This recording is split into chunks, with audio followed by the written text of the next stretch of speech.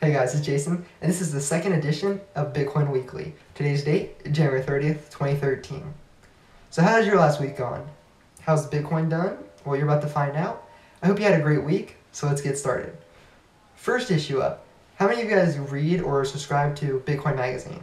We all know that it's in Barnes & Noble, it's on newsstands. We know you can subscribe digitally on their website, and we also know that last month or a month and a half ago, they were bought out by another company, so they have a new owner now. But what's really interesting is now, get ready for a big shocker, you can buy on Amazon.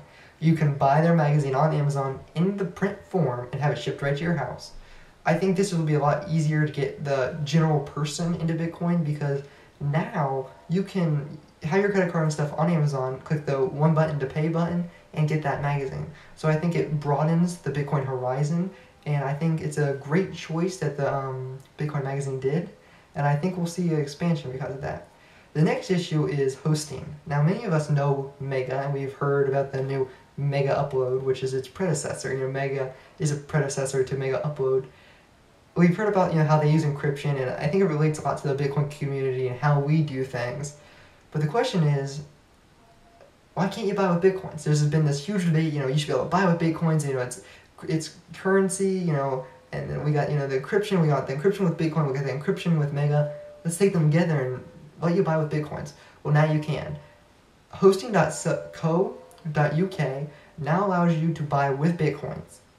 So, those who argue that you can't buy with Bitcoins, with hosting, now you can. I think this was a great move with their company, and I think this will also broaden Bitcoin and really push our market capabilities. Now, next is a debate that is scheduled. Now, I've read about this on Reddit, on the Bitcoin Reddit forum, but Truthloader is holding a debate on Thursday, January 31st, which is tomorrow, about Bitcoin and its future capabilities and stuff. The problem is at 7 p.m. GMT time. Now, for us American folks, that's 2 p.m. EST, which is Eastern Standard Time. Many of us are going to be at work or at school, and the ability for us to access or even join in on that debate is kind of limited. So I think this is going to be left up to more of the European crowd, and North Americans get left out on this issue. The next is, it's controversial, but the first ACIS board is out. It's by a company called Avalon, and it's the first one to get officially shipped. Now, this came out on the 22nd, and I debated putting it out on our first edition, but it was only a day out, and I thought, well, maybe we shouldn't right now. There is no confirmation as of right now that I've searched. I spent like an hour looking for any confirmation that it was actually physically shipped.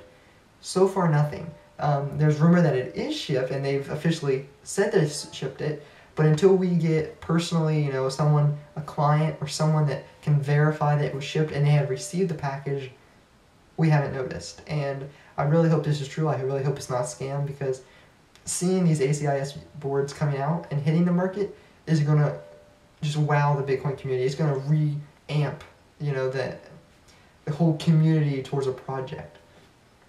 So we'll see how that goes. The next is just kind of the Bitcoin range. Prices haven't gone up like they did the week previous, but they still went up pretty decently. We've seen rises from $17 to about $19.50. It's holding steady right now about $19.50.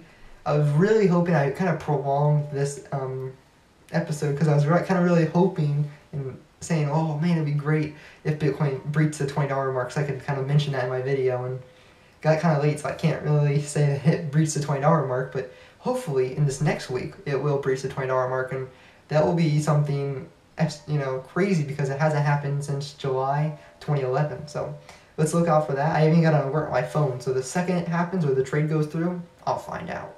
The Bitcoin hash rate has pretty much stayed steady, and no new devices, and it's going up and down, but it stayed steady from the start point, the 23rd to now. And I think if any ACIS boards come out, we will see that hash rate jump up, and I think that will be the most exciting moment in Bitcoin that we've had for about a year, to see that hash rate just jump up. So there was also another thing on the Reddit forum, and this was to win 10 Bitcoins, which right now is a lot of money with the current trading price of Bitcoin about $19.50. That's a decent amount of money. What it was is you had to put what you thought the price of Bitcoin would be on February 1st. I myself chose 2021. Now, I don't know if that's going to happen. Unless the next day or so, Bitcoin decides to go up and breach the $20 mark, which I'm really hoping it does so I can win those 10 Bitcoins. I don't know. But kind of brings us back to our last topic. Is Bitcoin going to breach the $20 mark? But if you look, the average, and they have a chart, and I'll link it below, but it was like 17 to 25. It was a huge, everybody was picking that, which obviously we know why. But how crazy would it be if Bitcoin went up to like $100 in the next week or February 1st in 2 days? And no one won it. But it's the closest person that wins it. So we'll see what happens. I'll keep you guys informed of who won that in the next edition. So the next issue, personally, I feel that the Bitcoin community needs to find out what's going on and fix this. We, in the early days, and I know many people haven't read up, but there's this big 51%. That you can, even though there's controversy on what will happen, you can read a lot about it. If anyone gets 51% of the hashing network capability, which means you're mining 51% of the total economy, the total mining capabilities of Bitcoin. And here's what's astonishing: DeepBit holds a 17% average, which is the largest official mining pool. They hold 17% shares. Okay. There is an unknown that holds 40% and another unknown that holds 1%. So together, 41% is unknown. Normally, I like the unknown of Bitcoin, but this scares me because 41%, 51%, that's only 10 percentile away. The thing is though, is that if these ACIS boards come out, is it going to matter? I don't think so because, it's going to just crazily go around. We're not going to really know.